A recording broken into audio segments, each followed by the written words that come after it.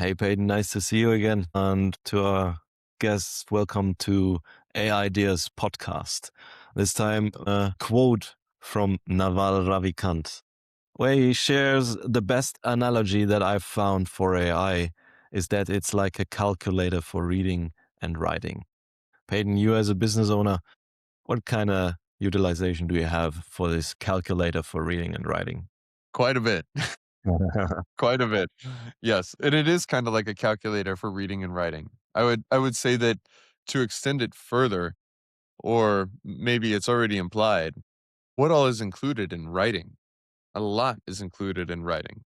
Writing is, for me, and I'll say this as a preface, writing will never be replaced for me by AI. I will always write myself because I write to think fundamentally. A lot of my writing is not to publish, is not to send. It actually helps me to crystallize my thoughts. So I'll set that aside. But in terms of utilization, I also know how to do math and this and that, but I use a calculator if I have to multiply numbers that have 4 digits each in them. And it's not because I couldn't do it on paper if I wanted to. It's because there's a lot of things I want to do in this world. There's a lot of things that I want to accomplish. Some things I just want something that works.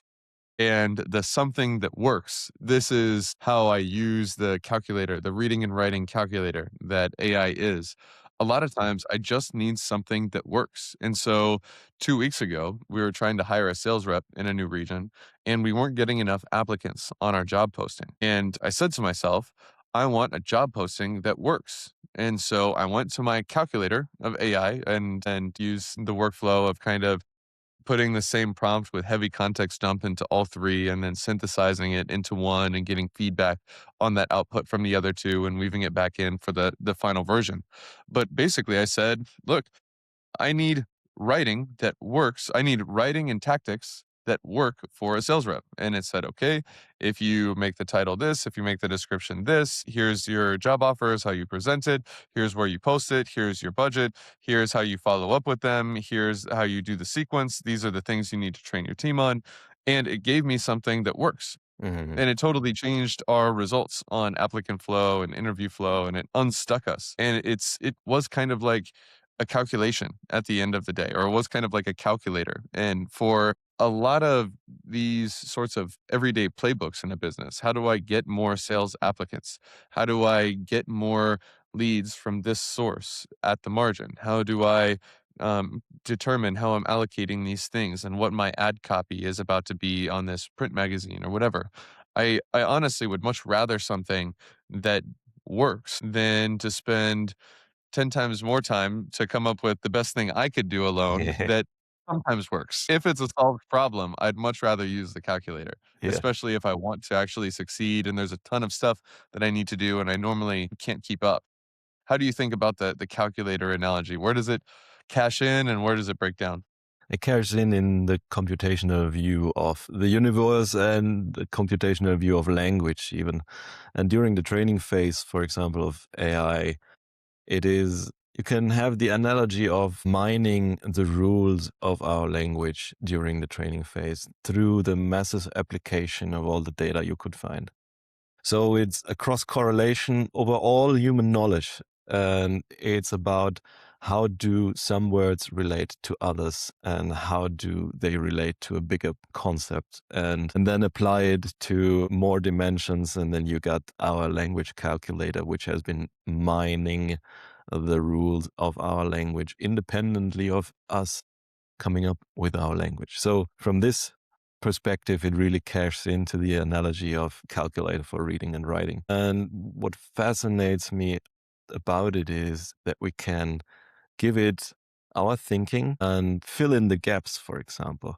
It is like this auto correction function on steroids where we can like bring up raw ideas and we don't need to have a beautiful grammar or beautiful style in our requests, in our question or in our prompt, but it can work with it. So it can interpolate, it can just use and understand our intent, at least speaking to as the intent has been from the data which has been used to train it. So if it's a solved problem, if somebody else in the world has done it already and put it in writing into the internet, this calculator for language reading and writing can help us to get up with some ideas which we can use to improve our real world results and efforts and help us to reduce our experimentation, which will not align with our goals, because we can also prompt it that way, that everything it should come up which should align with the previously stated goals. So in that regard, it cashes in these fronts. In the other regards is because it's a tool, it's a model everybody has access to and everybody uses, and it's a tool which has a watermark. Everybody knows when you only use AI. And this is like if you saw writing in personal messages which obviously only came from AI, it somehow hurts a little bit because you didn't take time to write me something because you got so beautiful grammar and you got these M dashes and N dashes. So it seems to me the value of authenticity increases even as we use these more and more sophisticated tools for reading and writing. And as well, language understanding. I shared Whisperflow with you. You have like a thinking, speaking rate like with 160 words per minute. And how many words did you already dictate in the last month? Hundreds of thousands. Yeah, it's a ridiculous amount. I am a certified yapper, and You can just yap and yap and yap and then get the context and then let it help you figure out the cross correlations of the concepts you try to convey with the concepts which other people already provided and stated they work. So how is your experience with coming up with the solutions and brainstorming? I mean, brainstorming is so unlocked. Like if I it really it raises the value of defining the root issue of whatever you're working with. And we run what's called EOS, Entrepreneur's Operating System. And a core tenet of EOS that's always been the case, that just became so much more valuable than ever, is defining the root issue. And so if we put something on there that on our issues list that says we should implement this routing system, then a good operator will say, whoa, whoa, whoa, whoa, whoa. You're talking about a solution. You're not actually defining the root issue.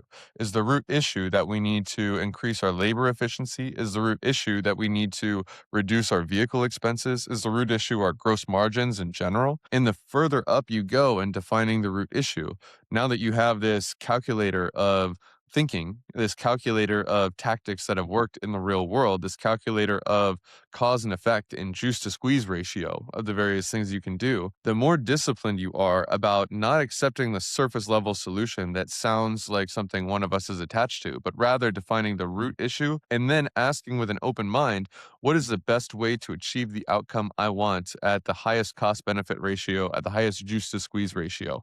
The better we are at asking the right questions and defining the root issue, the more we will be able to use this tool to wave a magic wand and solve our problem in a way that could be hard or could be easy. And we can just get a solution in our palm that's easy to plug into our business because we did a good job at stepping back to a sufficient degree and asking, how can we get a good output, a good result, a good impact for very little effort, because this huge resource, this calculator of writing and reading just came online.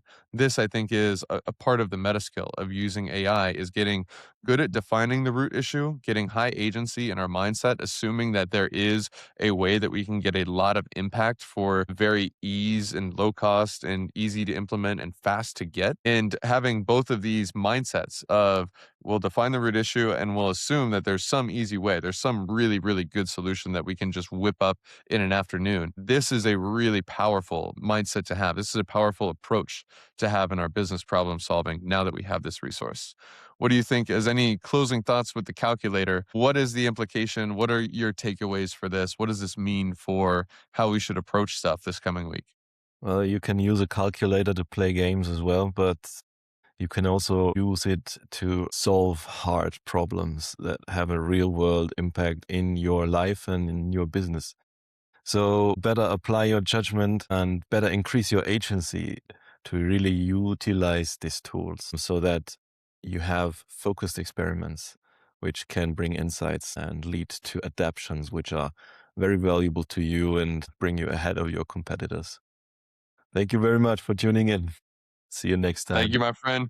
I will talk to you in the next one. Bye.